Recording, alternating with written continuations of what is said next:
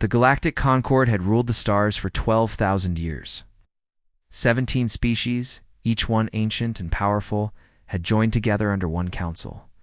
Their combined fleets numbered in the millions. Technology could crack planets and move suns. No species had ever refused their demands. No species had ever survived trying. When humanity discovered faster-than-light travel, the council barely noticed. Humans were young. They'd only left their home planet a few centuries ago. They were primitive, violent, and seemed to spend most of their energy fighting each other. The council added them to a long list of minor species to be dealt with eventually. But humans did something unexpected. Spread fast. Very fast. In just 200 years, they had claimed over 300 star systems. They built colonies on frozen moons and burning deserts. They carved cities into asteroids and made homes in places that should have killed them. The council began to pay attention. Ambassador Vethrian of the Selenari was chosen to handle the human problem. His species was old and wise. They had bodies made of living crystal that could survive in the vacuum of space. They had mastered void warfare before humans had learned to make fire. Vethrian had delivered the council's ultimatum to dozens of species before. Every single one had submitted. The message was simple. Humanity had 90 cycles to surrender all military vessels. They would submit to population monitoring. They would accept protectorate status, which meant the council would control their expansion, their technology, and their future. In exchange, humanity would be allowed to exist. The alternative was extinction.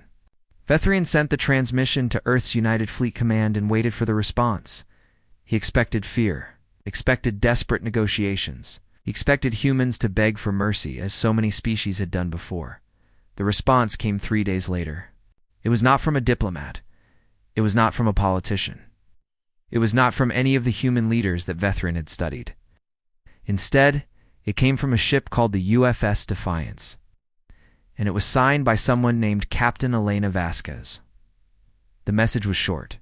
Captain Vasquez accepted the council's invitation to appear before them. She would arrive in 14 days. She looked forward to the meeting. Vethrian read the message several times. Something about it bothered him, though he could not say what. There was no fear in the words, no anger, no desperation. Just calm acceptance. As if a meeting with the most powerful governing body in the galaxy was simply another appointment on her schedule. He began to research. Captain Elena Vasquez. What he found was strange. Her service record was mostly sealed at the highest levels of human military classification. The parts he could access told a confusing story. She had been a soldier for 32 years. She had served in 9 major conflicts. She had been decorated for valor 17 times. But the details of what she had actually done were hidden behind walls of black ink and classified codes. What Vethrian did find were stories. Soldiers who had served under her called her the Quiet Storm. They said she never raised her voice, never lost her temper, never showed fear. They said she played chess against her ship's artificial intelligence, and won more often than she lost. They said she had once walked into a hostage situation with nothing but a sidearm and walked out with every hostage alive. One story stood out.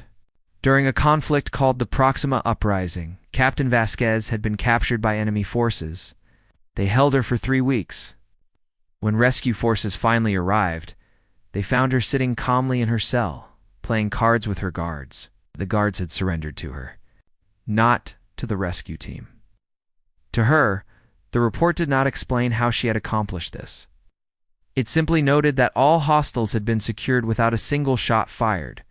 Vethrian felt something he had not felt in centuries. It took him a moment to recognize it as unease.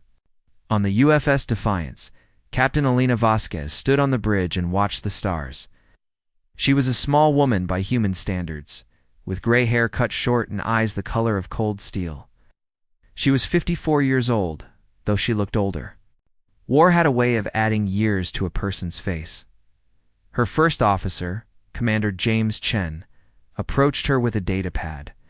He was a tall man with a serious face and nervous hands. He had served with the captain for 6 years, and she still made him slightly uncomfortable. Not because she was cruel or harsh, because she was calm in a way that seemed almost inhuman. "Captain," he said, Fleet Command has confirmed our mission parameters. We're authorized to negotiate on behalf of the United Earth Government. Vasquez nodded without turning from the window. Chen hesitated. Captain, I have to ask, what exactly is our strategy here?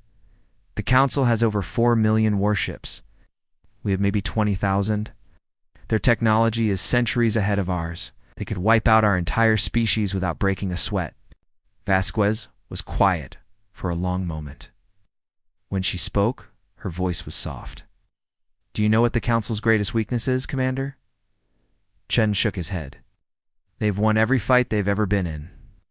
Every species they've faced has looked at the odds and made the rational choice to surrender. She finally turned to face him. There was something in her eyes that Chen had never seen before. It was not fear. It was not anger. It was something older and deeper. They've never faced a species that doesn't know how to quit. Chen swallowed. And that's us. That's us. Vasquez turned back to the window. Prepare the ship for FTL jump. We leave in 6 hours. Yes, Captain. Chen turned to leave, then stopped. Captain, what do we do when we get there? Vasquez did not answer immediately. She looked at the star map displayed on the main screen, showing the positions of the 17 species arrayed against humanity. 4 million warships.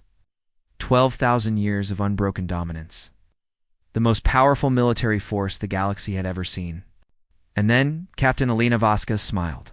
It was a small smile. It's quiet, almost gentle. The Commander Chen felt a chill run down his spine. He had seen that smile once before.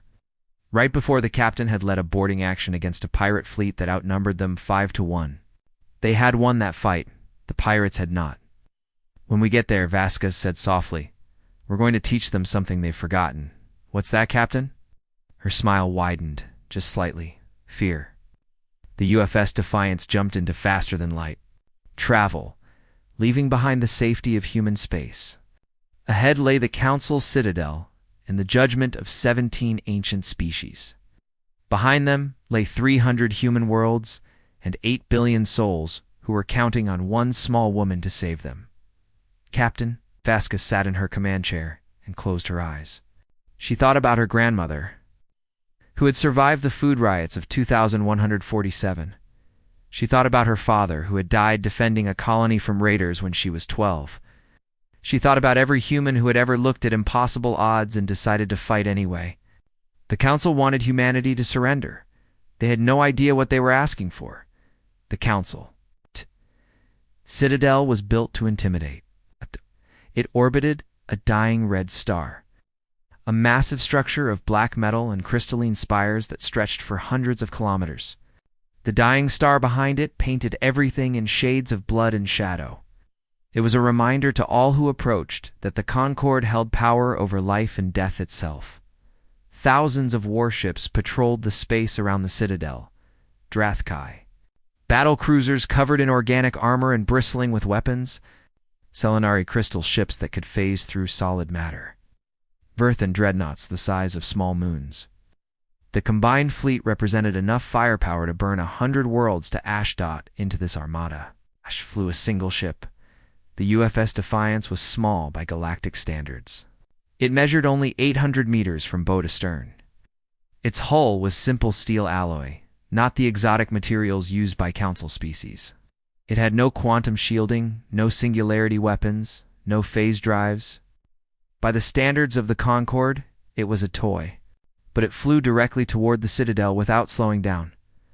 On the bridge of his flagship, Admiral Kethros of the Drathkai watched the human vessel approach.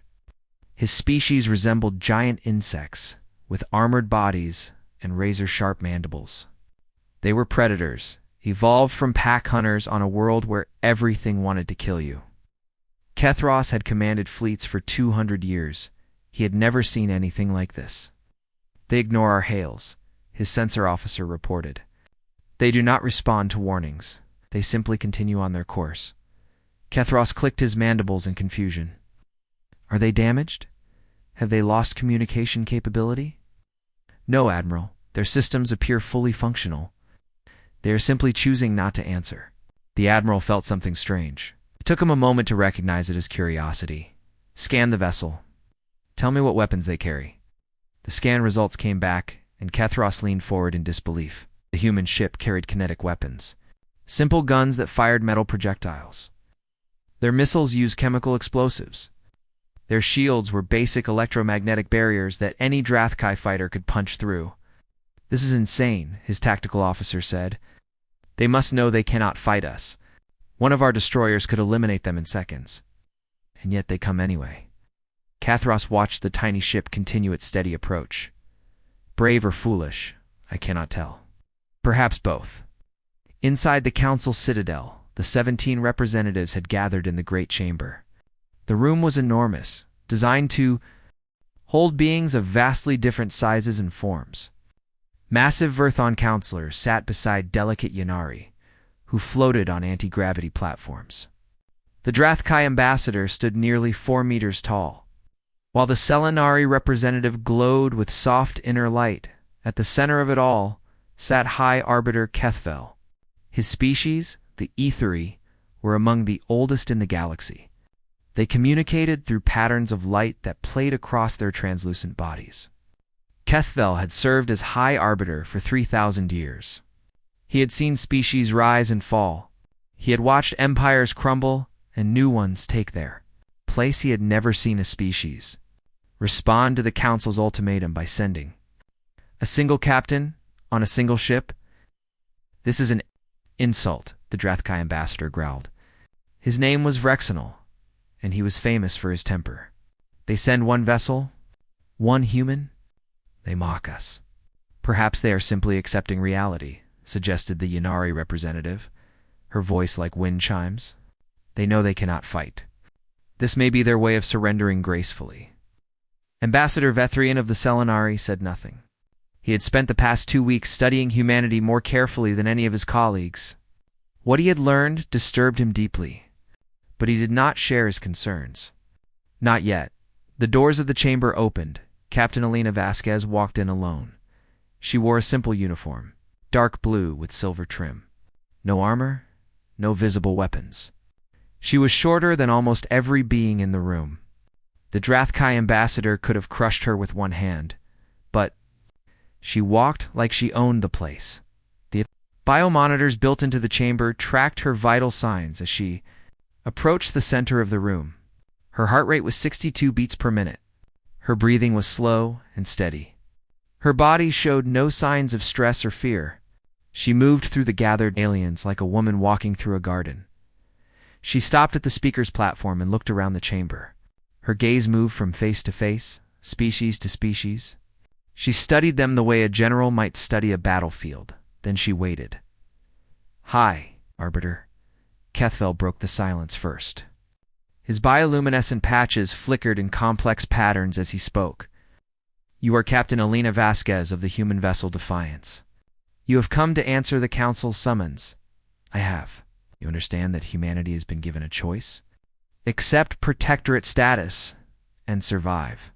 Refuse and face the consequences." "I understand what you believe the choice to be." Vrexenal, the Drathkai ambassador, leaned forward. "You come alone to face this council. You bring no diplomats, no politicians, no leaders of your species. Explain this insult." Vasquez turned to look at him.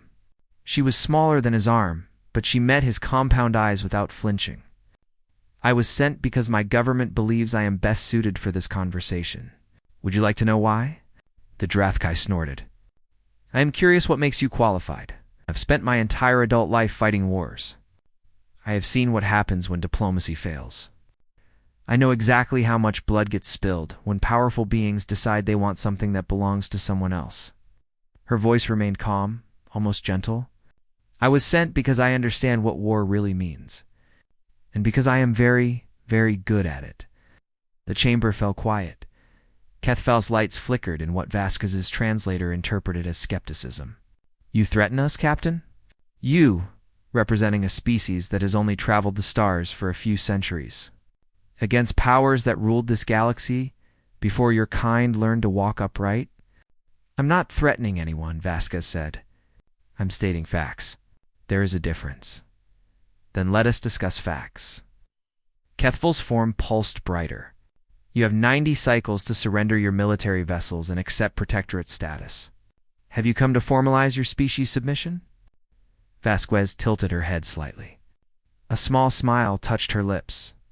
It was not a warm smile. It did not reach her eyes. No, she said. I've come to offer you terms. The silence that followed was absolute. Vrexenol actually stepped backward, though he did not seem to realize he had done so. The Yanari representative made a sound of shocked confusion. Kethvel's bioluminescence flickered. Rapidly in a pattern that suggested complete disbelief, Ambassador Vethrion watched Captain Vasquez very carefully. He was the only one in the chamber who was not surprised. He had read about humans. He had studied their history. He had seen what they had done to each other over the millennia. And he had seen that same smile before. It appeared in human historical records, on the faces of generals who knew they were outnumbered. It appeared on the faces of soldiers who had decided that dying on their feet was better than living on their knees. It appeared on the faces of ordinary humans who had been pushed too far and decided to push back. It was not the smile of someone who expected to win. It was the smile of someone who had decided that winning was not the point. Vethrion felt a chill pass through his crystalline body.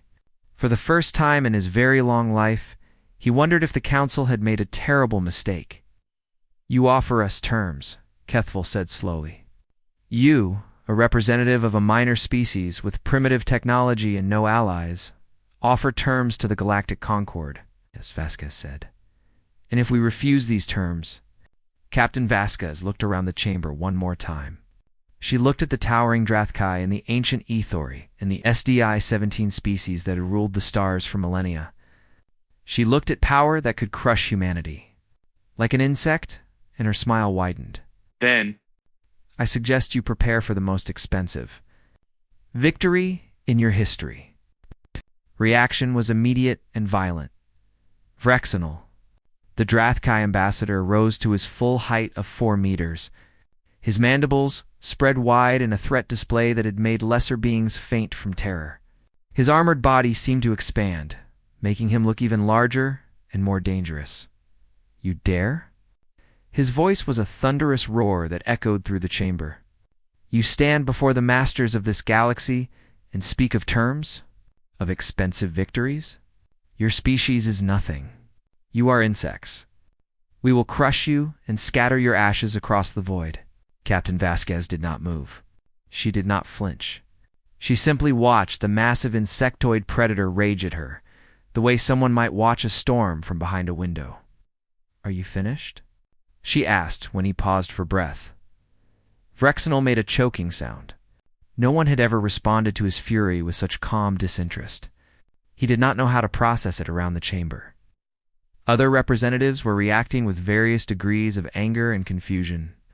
The Verthon were rumbling like distant thunder. The Yanari were fluttering in agitation. Even the ancient Kethvel seemed disturbed, his bioluminescent patterns flickering rapidly. Only Ambassador Vethrin remained calm.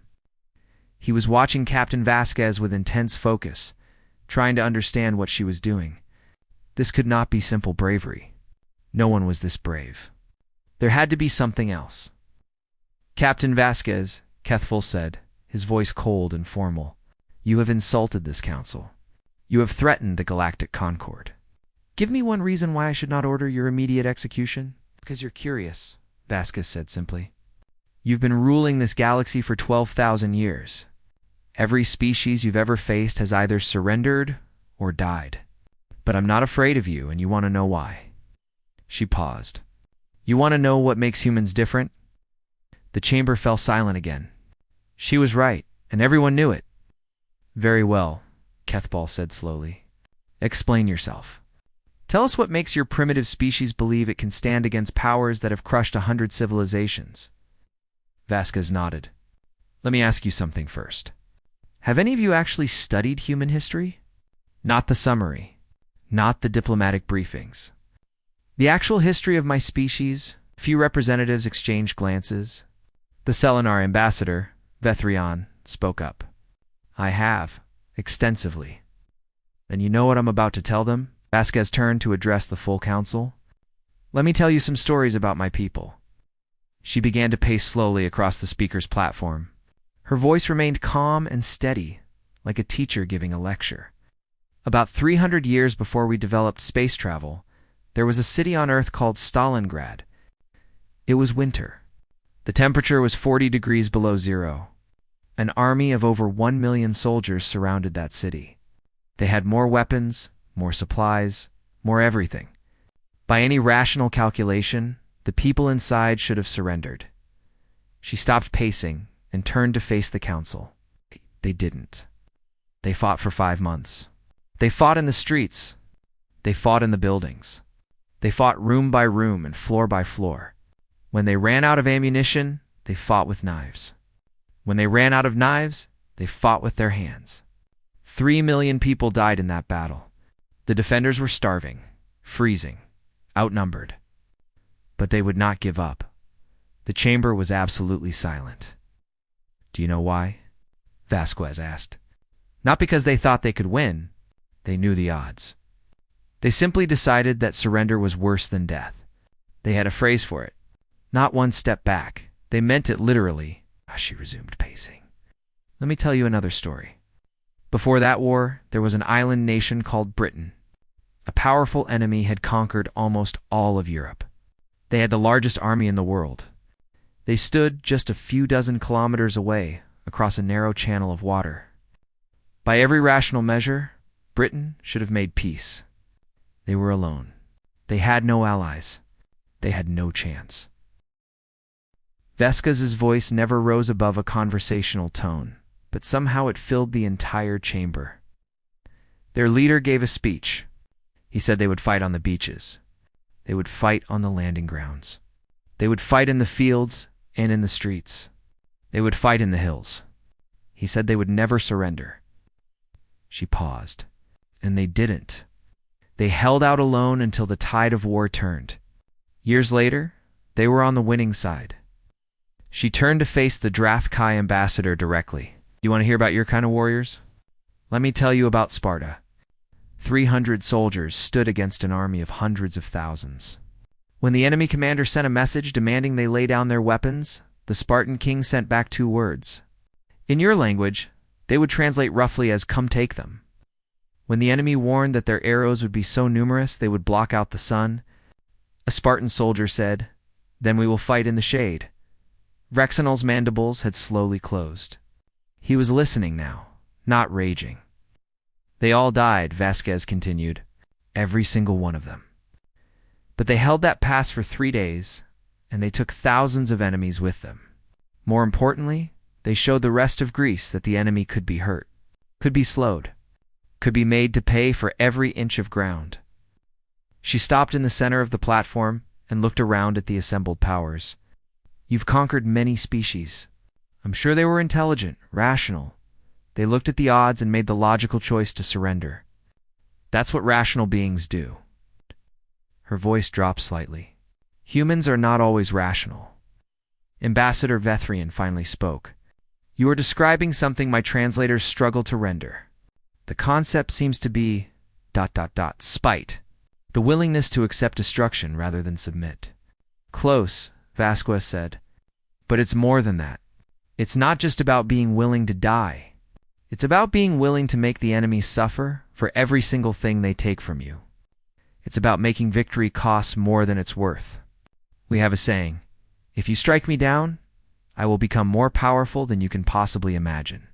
It means that killing us only makes the survivors angrier." She walked to the edge of the platform, close to where the Drathkai ambassador stood. "You can destroy us," she said quietly. "I won't pretend you can't. Your technology is superior. Your numbers are overwhelming. If you throw everything you have at humanity, you will probably win." Rexenol leaned forward. "Then why do you speak of terms? Why do you not simply beg for mercy?" Vasquez met his gaze without blinking. "'Cause we've been preparing for this moment for 60 years. Since the day we realized we weren't alone in the universe, we've been getting ready for someone like you. We have hidden fleets, sleeper ships, weapons caches buried in asteroids across 300 star systems. Every single colony has been fortified. every single human who can hold a weapon has been trained. She let that sink in for a moment. We can't beat you in a straight fight. We know that. But we can hurt you. We can bleed you. We can make every system you take cost you 100 ships. We can make every planet you occupy into a nightmare that drains your resources for generations. We can make sure that by the time you finally crush the last human resistance, you'll be so weakened that your enemies inside this council will tear you apart. The chamber had gone very still. Several representatives were looking at each other with expressions that suggested they had never considered this possibility. "The question isn't whether you can win," Vasquez said softly. "The question is how much you're willing to lose." For the first time in 12,000 years, the Galactic Council had nothing to say. High Arbiter Kethville's bioluminescence had dimmed to almost nothing. He stared at the small human woman who had just calmly explained how her species planned to make their own destruction as painful as possible for everyone involved, and he began. For the first time, let's wonder if perhaps the Council had underestimated these humans. High Arbiter Kethville called for a recess. Captain Vasquez was escorted to a waiting chamber while the Council deliberated. What followed was the most chaotic meeting in the Concord's 12,000-year history. The Drathkai were divided. Ambassador Rexenal still wanted war. His species respected strength and aggression, and the human captain had displayed both. Part of him actually admired her, but another part, a quieter part, was troubled by what she had described. The Drathkai were predators. They understood the concept of prey that fought back. They knew that some prey was not worth the injuries it would cause. We should crush them now, before they become stronger, Rexenal argued. Every year we wait, they spread further. They build more ships. They prepare more defenses. Strike now while victory is still possible. Victory was never in question, countered Ambassador Vethrian of the Selenari. The question is what that victory will cost. I have studied the humans extensively. What Captain Vasquez described is not exaggeration. It is historical fact. He activated a holographic display showing data he had compiled over the past weeks. Humans have been fighting wars amongst themselves since before they developed writing. They have created weapons capable of destroying their entire civilization and pointed those weapons at each other. They have fought wars that killed tens of millions of their own kind over disagreements about economics and ideology. They are, by any objective measure, one of the most violent species we have ever encountered. All the more reason to eliminate them, said the Verthan representative, his massive form rumbling with each word. You miss my point, Vethrin replied. They have been fighting each other for their entire existence. They are extremely good at it, and they have developed strategies specifically, designed for situations where they are outmatched. He brought up another display showing something called guerrilla tactics. This is how humans fight when they cannot win conventional battles. They hide among civilian populations. They strike and disappear. They sabotage supply lines. They turn every building into a fortress and every street into a trap. There are records of human resistance movements that continued fighting for decades. After their nations were formally conquered, the Yanari representative made a soft chiming sound of concern. Decades. How is that possible? Surely their resources would be exhausted. They find ways. They steal from their occupiers. They manufacture weapons in hidden workshops. They recruit new fighters from the children who grow up hating the occupation. Vethrian's crystalline body flickered with agitation. And there is something else. Something that makes humans uniquely dangerous. He paused to make sure everyone was listening. Humans do not forget. Other species, when defeated, eventually accept their new place in the hierarchy. They adapt. They move on. Humans do not. They teach their children to remember their defeats. They build monuments to their losses. They tell stories of their fallen heroes for generations.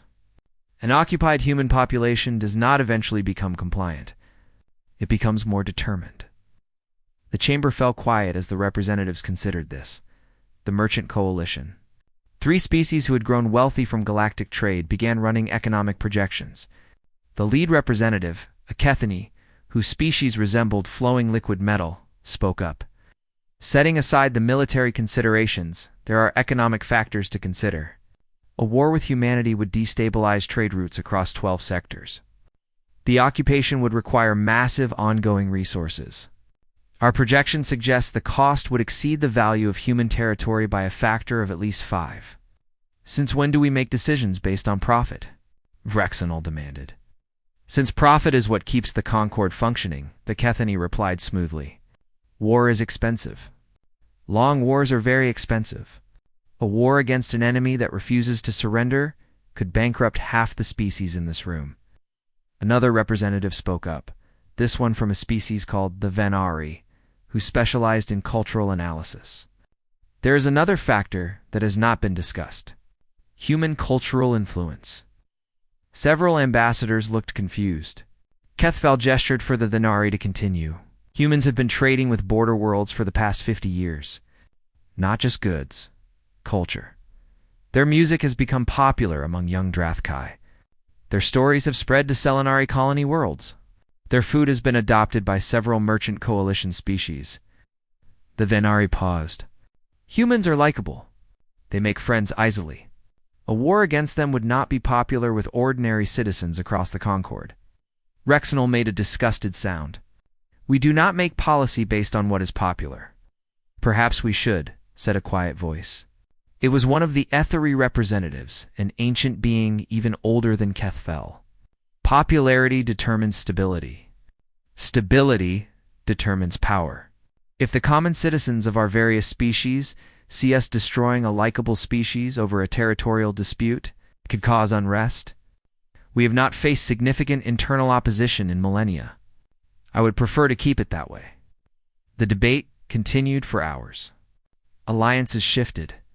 Arguments were made and countered. Slowly a picture began to emerge. The hardliners led by the Drathkai wanted war.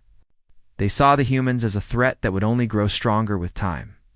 They believed in crushing opposition quickly and decisively. The moderates, led by the Selenari and the Merchant Coalition, favored negotiation. They saw the humans as potentially valuable. Members of the Concord. They believed that the costs of war outweighed any possible benefits. The neutrals. Several smaller species who rarely spoke in council meetings were simply afraid. They had heard Captain Vasquez's calm description of how humanity would make the Concord pay for every inch of territory.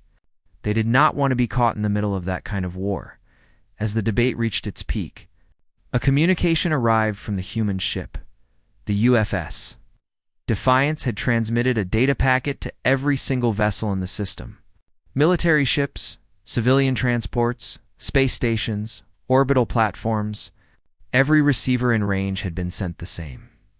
File Kethvel opened the file with some trepidation. It contained technical specifications. Detailed, complete technical specifications for something humans called a nuclear device. It was a weapon that used atomic energy to create massive explosions. By galactic standards, it was primitive, crude, the kind of thing that advanced species had abandoned. Millions of years ago, it was also terrifyingly simple to build. The attached message read, "We learned to make these when we were still fighting each other. They were so easy that even small groups of humans could build them. Imagine what we've learned since we started preparing for you." The implications hit the council like a physical blow. Humans had been building weapons of mass destruction for centuries. They had refined and improved them. They had made them smaller, more powerful, easier to produce. And they had shared this knowledge with every single ship in the system. It was not a threat. It was a demonstration. A way of saying, this is what we could do to you. This is what we will do to you. And there is nothing you can do to stop us from making you pay. Ambassador Vethrin looked around the chamber at his fellow representatives. He saw the same realization dawning on their faces. The humans could not win a war against the Concord. But they could make that war so costly, so bloody, so painful, that winning would feel like losing. For the first time in 12,000 years, the Galactic Council was afraid, not of defeat. They knew they would win any military conflict. They were afraid of victory. They were afraid of what that victory would cost. and in her waiting chamber, Captain Elena Vasquez sat quietly with her hands folded in her lap. Looking out at the dying red star that illuminated the citadel, she knew they were afraid. That was the point. The council reconvened after 6 hours of debate. The mood had changed completely. Where there had been arrogance and contempt, there was now uncertainty and calculation. The representatives took their places with none of the casual confidence they had displayed before. Captain Vasquez was brought back to the speaker's platform. She looked exactly as she had before, calm and patient, as if the fate of her entire species was not being decided around her. Hi. Arbiter Kethful's bioluminescence was subdued as he addressed the chamber. The council has deliberated. A vote will now be taken on the original motion that humanity must surrender all military vessels and accept protectorate status or face the consequences. The voting proceeded. One by one, the representatives cast their decisions. The Drathkai voted yes, demanding human submission. 2 other predatory species joined them, but the majority said no. The Selenari voted against the motion. The Merchant Coalition voted against it. The neutrals, every single one of them, voted against it. Even some species that had seemed hostile during the debate voted no. The final count was 11 against, 6 in favor. The motion had failed. Brexenol stood rigid with fury, but he did not speak. The rules of the council were clear. A vote was a vote. Kethval turned to face Captain Vasquez. The council has rejected the motion to demand human surrender. However, this does not resolve the underlying issue. Humanity remains outside the Concord. Your expansion continues unchecked. The council requires a path forward. Vasquez nodded. I'm prepared to discuss alternatives. What followed was 3 more hours of negotiation. Ambassador Vethrin took the lead for the council, recognizing that he understood humans better than any other representative.